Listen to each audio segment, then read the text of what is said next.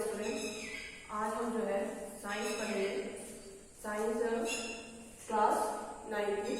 जब आप क्लास 9 पे पहुंच जाते हैं तो साइंस को हम 3 पार्ट्स में डिवाइड करते हैं, फिजिक्स, केमिस्ट्री, बायोलॉजी, जिसमें फिजिक्स अर्थात भौतिक विज्ञान, केमिस्ट्री अर्थात रासायनिक विज्ञान, बायोलॉजी अर्थात जीव विज्ञान।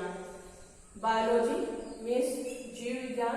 अगर हम इसको अलग करके इसका अर्थ समझें तो बायोलॉजी का बायो मतलब होता है लाइफ अर्थात जीवन, और लॉजी मीन्स लॉगस मतलब अध्ययन।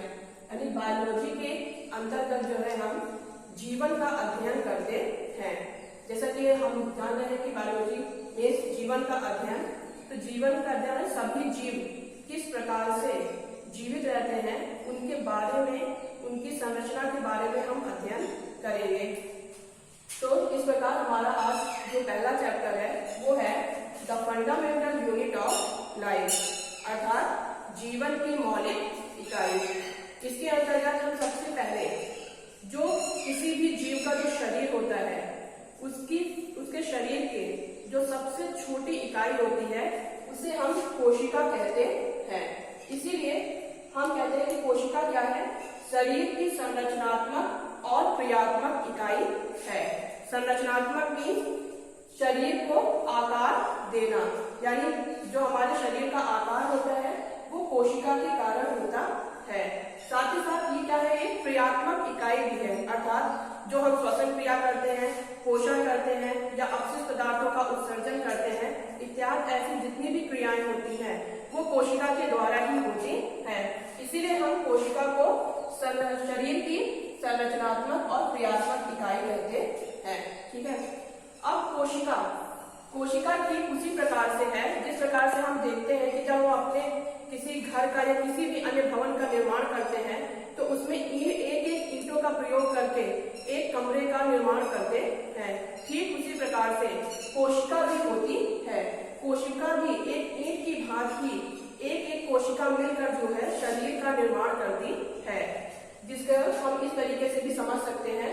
कोशिकाएं जब आपस में मिलती हैं तो ऊतक का निर्माण करती हैं। ऊतक के साथ ही जो है अंग का निर्माण होता है और फिर इनसे शरीर के तंत्र का निर्माण होता है और फिर एक पूर्ण शरीर का निर्माण होता है। ठीक। अब हम जानेंगे कि कोशिका की खोज सबसे पहले कब हुई। तो कोशिका की खोज 1665 ईस्वी में रॉबर्ट हुक ने किया था। इन्होंने जो है कॉर्क की एक पतली परत को सूक्ष्मदर्शी के द्वारा देखा। सूक्ष्मदर्शी क्या होता है पहले आप ये जान लीजिए। सूक्ष्मदर्शी एक उच्च आवर्धन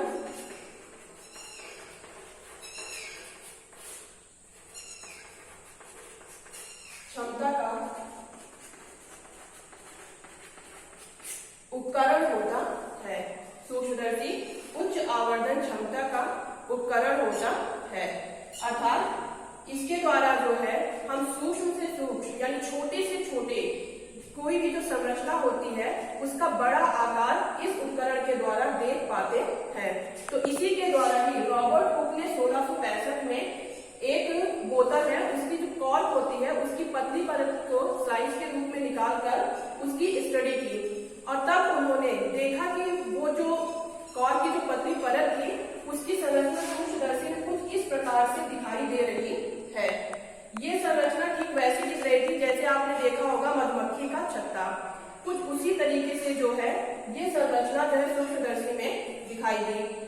आप देख रहे हैं कि किस तरीके से इसमें ये कोष्ठक के रूप में एक कमरे के रूप में दिखाई पड़ रही है।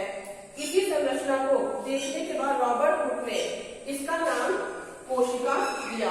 कोशिका अर्थात एक छोटा सा कमरा। अब इसके बाद हम देखेंगे इन्होंने जो अध्ययन किया था रॉबर्ट हुक ने, जो कोशिका नाम इन्होंने दिया था वो एक मृत कोशिका थी।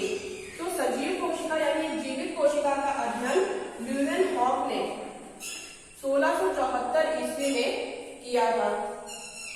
इसके बाद स्लाइडेन तथा सॉन ने 1839 ईस्वी में कोशिका सिद्धांत दिया।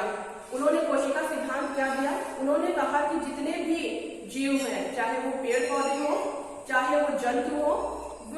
सभी उनकी जो मौलिक इकाई है वो कोशिका है।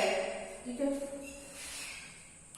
और कोशिका ही जीवन की मूलभूत इकाई होती है। इसके बाद जो है परकिंजे, इन्होंने 1837 ईस्वी में बताया था कि कोशिका के जीवित पदार्थ यानी कोशिका के अंदर जो है